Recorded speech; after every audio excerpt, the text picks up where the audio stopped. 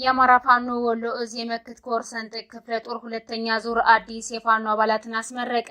የአማራ ፋኖ ወሎ እዝ ከጠላት ጋር ከሚያደርጋቸው የግንባር ተጋድሎዎች ጎን ለጎን አዲስ ሰልጣኝ የፋኖ አባላትን በማስመረቅ ለግዳጅ ዝግጁ ማድረጉን ቀጥሏል። ማዕከላዊ ጎንደር ምዕራብ ደንቢያ የገባው የፋሽስቱ አብይ አህመድ ወታደር ንጹሃኖችን በግፍ መረሸኑ ተሰምቷል። በምዕራብ ደንቢያ ወይኒት በተባለች ቦታ የሕክምና ባለሙያዎችን ጨምሮ በርካታ ንጹሃን አርሶ አደሮች በአገዛዙ የገዳይ ስብስብ መረሸናቸው ታውቋል። አድማጭ ተመልካቾቻችን በዝርዝር እንመለከተዋለን። የጠላት ብልጽግና ኃይል ቋሪት ወረዳን ከፋኖ ለማስለቀቅ በሚያደርገው ጥረት ከፍተኛ ሽንፈት ገጥሞታል። በፋኖ ቁጥጥር ስር ያለውን ቋሪት ወረዳን ለመያዝ በተለያዩ አቅጣጫዎች በርካታ ኃይሉን አሰልፎ ከፍተኛ ጥረት ያደረገው የጠላት ኃይል በፋኖ ኃይሎች ተደጋጋሚ ጥቃት ደርሶበታል። አድማጭ ተመልካቾቻችን እነዚህንና ሌሎች መረጃዎችን ይዘናል። ሰላም ጤና ይስጥልን። የጥቁር አንበሳ ሚዲያ አድማጭ ተመልካቾቻችን እንደምን አምሽታችኋል? ለተሰኞ መጋቢት 1 2017 ዓ.ም መረጃዎችን ይዘን ቀርበናል። ከዜናዎቹ ጋር ሰናይት አያሌው ነኝ። አብራችሁን ቆዩ። ወደ ዝርዝር መረጃዎች አልፋለሁ። የአማራ ፋኖ ወሎ እዝ መክት ኮር ሰንጥቅ ክፍለ ጦር ሁለተኛ ዙር አዲስ የፋኖ አባላትን አስመረቀ። የአማራ ፋኖ ወሎ እዝ ከጠላት ጋር ከሚያደርጋቸው የግንባር ተጋድሎዎች ጎን ለጎን አዲስ ሰልጣኝ የፋኖ አባላትን በማስመረቅ ለግዳጅ ዝግጁ ማድረጉን ቀጥሏል። በምርቃት ስነ ስርዓቱ ላይ የተገኙት የአማራ ፋኖ ህዝባዊ ድርጅት ወታደራዊ አዛዥና ምክትል ሊቀመንበር እንዲሁም የወሎ እዝ ዋና አዛዥ ኮሎኔል ፈንታሁን ሙሃቤ ለአፋድ ከፍተኛ አመራሮች፣ የእዝ የኮርና የክፍለ ጦር እንዲሁም ለታዳሚ እንግዶች እንኳን ደህና መጣችሁ መልእክታቸውን አስተላልፈዋል። የአማራን ህዝብ በጅምላ እየጨፈጨፈና እያዋረደ ያለውን ገዳይ ስርዓት ለመደምሰስ የህዝባችንን ክብር ለማስጠበቅ ዝግጁ ሆናችሁ ከ3 ወራቶች ያላነሰ ስልጠና ወስዳችሁ ለዚህ የምርቃት ስነ ስርዓት የደረሳችሁና ምንም ሳይሟላላችሁ ያሰለጠናችሁ አሰልጣኞች በታላቁ የአማራ ህዝብና በአማራ ፋኖ ህዝባዊ ድርጅት ወሎ ስም እንኳን ደስ አላችሁ ሲሉም ጨምረዋል። እንደሚታወቀው አማራ በአማራነቱ ስርዓተ መር በሆነ መንገድ ሲሳደድ፣ ሲፈናቀል፣ ሲታሰር፣ ሀብት ንብረቱ ሲወድምና ሰብአዊ መብቱ ተጥሶ ሲገደል መቆየቱ ይታወቃል። በመሆኑም ይህንን ተረድታችሁ የአማራን ህዝብ ነፃ ለማውጣትና ሀገራችን ኢትዮጵያን ወደ ቀድሞ ክብሯ ለማስቀጠል ወስናችሁ የአማራ ስለ ልቦና መጠሪያና የወል ስም የሆነውን የፋኖ አደረጃጀት በመቀላቀላችሁ ኩራት ሊሰማችሁ ይገባል። የአፋድ ወሎ እዝ በአማራነቱ የማይደራደር ለስር ነቀል ለውጥ የሚታገልና በደምና አጥንቱ አባቶቹ የገነቧትን ሀገር የማይረሳ ግዙፍ ኃይል መሆኑን ሊታወቅ ይገባል ተብሏል።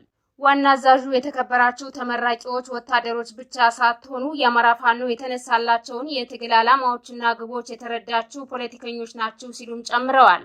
በመጨረሻም አማራዊ ግዴታችሁን በመወጣት የህዝባችሁን ተስፋ ለማስቀጠልና ለጥላት ረመጥ በመሆን ለትግላችሁና ለህዝባችሁ ጽኑ ታማኝ እንደምትሆኑም በመተማመን ጭምር ነው ብለዋል። ማዕከላዊ ጎንደር ምዕራብ ደንቢያ የገባው የፋሽስቱ አብይ አህመድ ወታደር ንጹሃኖችን በግፍ መረሸኑ ተሰምቷል። ምዕራብ ደንቢያ ወይኒት በተባለች ቦታ የሕክምና ባለሙያዎችን ጨምሮ በርካታ ንጹሃን አርሶ አደሮች በአገዛዙ የገዳይ ስብስቦች መረሸናቸው ታውቋል። ከአንድ ቀን በፊት የሕክምና ባለሙያዎችና የመድኃኒት ቤት ሰራተኞች ለፋኖ መድኃኒት ሽጣቸዋልና ለፋኖ ሕክምና አድርጋቸዋል በሚል በአገዛዙ ወታደሮች በግፍ መገደላቸው ተሰምቷል። በተመሳሳይ ጎንደር ፎገራ በእርሻ ስራ ላይ የነበሩ 3 ንጹሃኖች በአገዛዙ ወታደሮች መገደላቸው ታውቋል። እንዲሁም ከሰሞኑ ከፍተኛ ተጋድሎ እየተደረገበት ባለው በለሳ አካባቢ በርካታ ንጹሃኖች በአገዛዙ ወታደሮች ጥቃት ተፈጽሞባቸዋል። የአገዛዙ ወታደሮች ንጹሃኖችን ከመጨፍጨፍና ከመዝረፍ በተጨማሪ ለሕክምና ባለሙያዎችን ለፋኖ የሕክምና አገልግሎት ሰጣቸዋል በሚል በግፍ መግደላቸውን የተነገረው። በሌላ በኩል ከሰሞኑ ጎንደር በተለያዩ አካባቢዎች ሰፊ ቀጠናዎችን የሸፈነ ተጋድሎ እየተደረገ ይገኛል። ዘመቻ ኮሎኔል ታደሰ ሸቴን ተከትሎ በተለያዩ አካባቢዎች በተለይም ደቡብ ጎንደር በርካታ ቀጠናዎችን የሸፈነ ተጋድሎች ተደርጓል። የጠላት ብልጽግና ኃይል ቋሪት ወረዳን ከፋኖ ለማስለቀቅ በሚያደርገው ጥረት ከፍተኛ ሽንፈት ገጥሞታል። በፋኖ ቁጥጥር ስር ያለውን ቋሪት ወረዳን ለመያዝ በተለያዩ አቅጣጫዎች በርካታ ኃይሉን አሰልፎ ከፍተኛ ጥረት ያደረገው የጠላት ኃይል በፋኖ ኃይሎች ተደጋጋሚ ጥቃት ተደርጎበታል። በትናንትናው ዕለት ወደ ቋሪት ካመራው የጠላት ኃይል ጋር የተፋለሙት የፋኖ ኃይሎች ከ20 በላይ የሚሆነውን የጠላት ኃይል በመደምሰስ በርካታ ኃይሉን ቁስለኛ ማድረጋቸውን የመረጃ ምንጮች ተናግረዋል። ፍኖተ ሰላም ከተማ ዙሪያ ጅጋን ጨምሮ ከሰሞኑ ከፍተኛ ውጊያ እየተደረገ የሚገኝ ሲሆን የውጊያው አንደኛ ምክንያት ጠላት ቋሪት ወረዳን ሙሉ ለሙሉ ለመቆጣጠር ስለመሆኑ የመረጃ ምንጮች ተናግረዋል።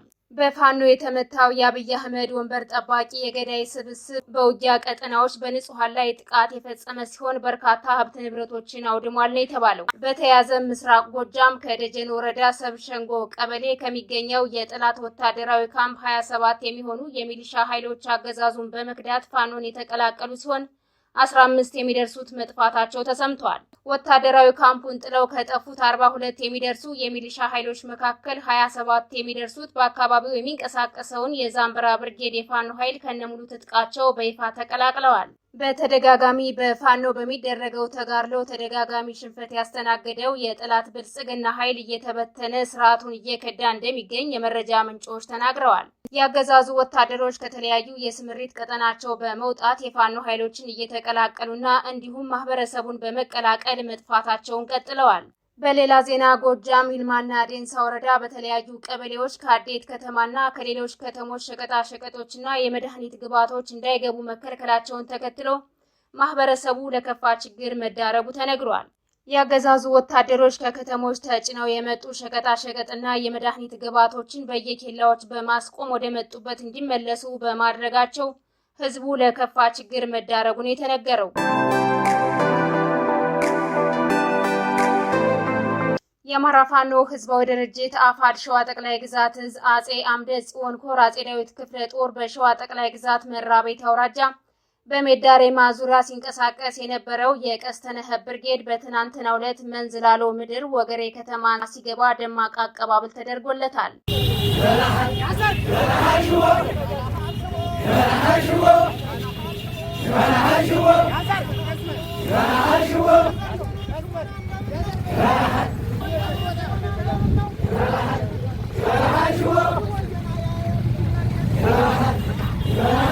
በዚህም መሰረት አዲስ የወረደውን መመሪያ የአጼ ዳዊት ክፍለ ጦር ሰራዊት የነበረበትን የመራቤት አውራጃ ቀጠና ለራምቦ ክፍለ ጦር በማስረከብ ወደ መንዝላሎ ምድር ወረዳ ኃይሉን አንቀሳቅሷል።